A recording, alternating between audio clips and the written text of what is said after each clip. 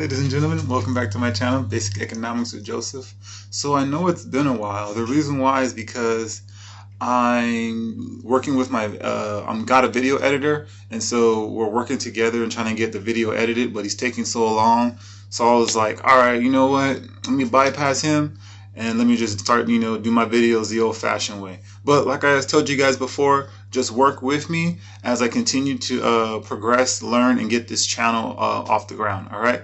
But like I said before, my videos, I'm not a financial advisor or financial analyst. I'm just a student of basic financial education. So today's topic is going to be about quantity currency versus quality money. Okay. And I have that right here. All right. As you can see, I have my quantity currency and my quality money right here. All right. I have my $1 Federal Reserve note, and I have my 1 ounce silver round. Okay. Now, the reason why I want to talk about this is because one thing I'm learning, and it's very difficult to wrap your mind around it because we've been so conditioned, trained, programmed to think in terms of dollars. One thing I'm learning about is it's not the quantity of the currency that matters. It's the quality of the money that matters to a people, to a society. All right. So remember, ladies and gentlemen, central banking and governments can print this at will. All right. And it doesn't matter what country you're from. It could be the US, it could be China, Russia, it could be South Africa, Bolivia, Belize, Brazil, Argentina. It doesn't matter what your nation is. Your government and your central bank can print this at will as much as they can. They print this as much as they can at will every single day, every single second. And what that does to you and I is it devalues the currency, and it just expands the supply, which causes inflation, which causes the prices of goods and basic services and that we utilize and necessary to survive just rise in price. Also, this takes away our wealth and our prosperity and our freedoms over time.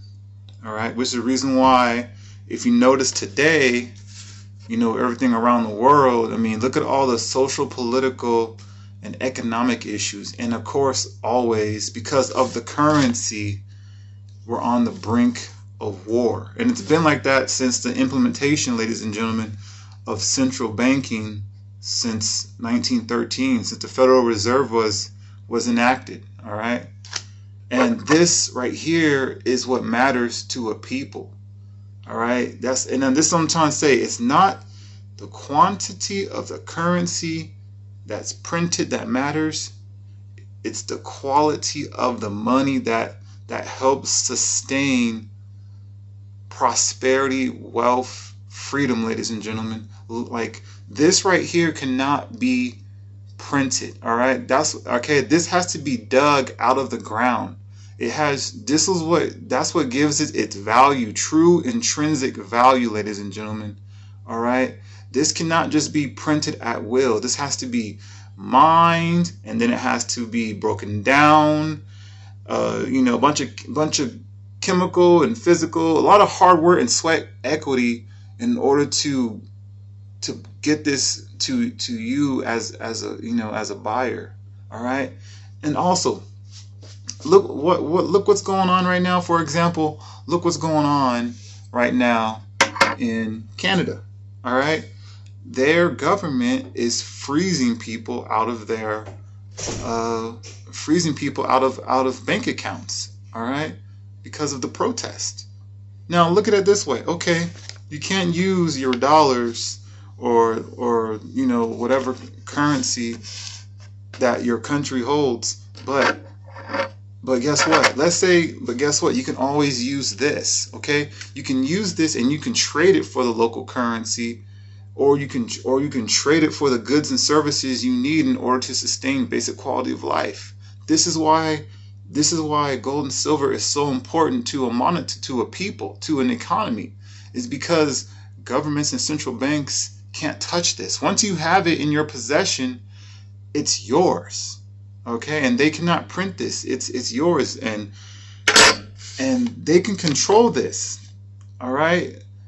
I know that right now, if something were to happen, I can take this silver round and I could trade it for either the currency I need, or I could use it or I could use it and trade it in order to get goods and services in order to survive. All right, ladies and gentlemen, this is why gold and silver are so important. Remember, it's not the quantity of the currency that matters to us. It's the quality of the money. All right. That's why if you were to take 5 constitutional silver quarters prior to 1965, today their value would be worth around $25, $26.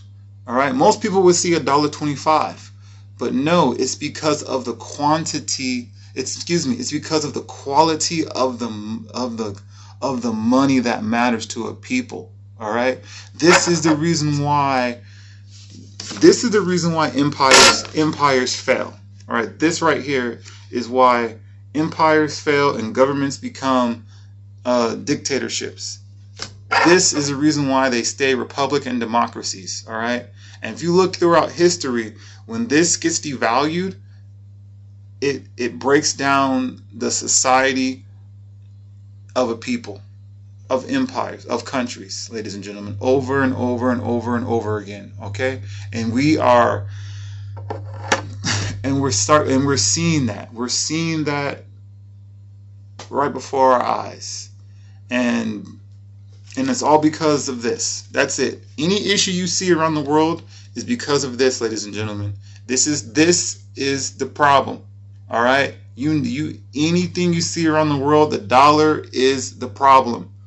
Okay? That's it. It's the dollar. The dollar's the issue. Okay? All right? Remember, the people who control the central banks, they can control anything that's the media, corporate media.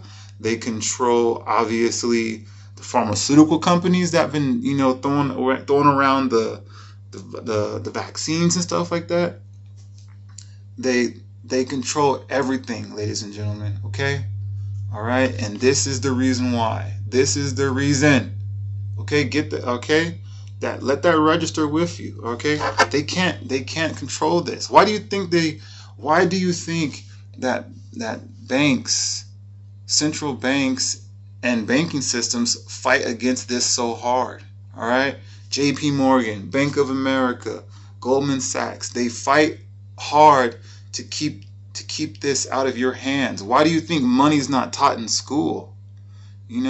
What is it that Henry Ford said? It's well enough that people of the nation do not understand the banking and monetary system, for if they did, there would be a revolution before tomorrow morning. All right, and we are on the brink of that revolution, ladies and gentlemen. All right, but like I always say, please self-educate. Okay, the only reason why I know this information, or I'm learning more and more, is because I took the time to self-educate.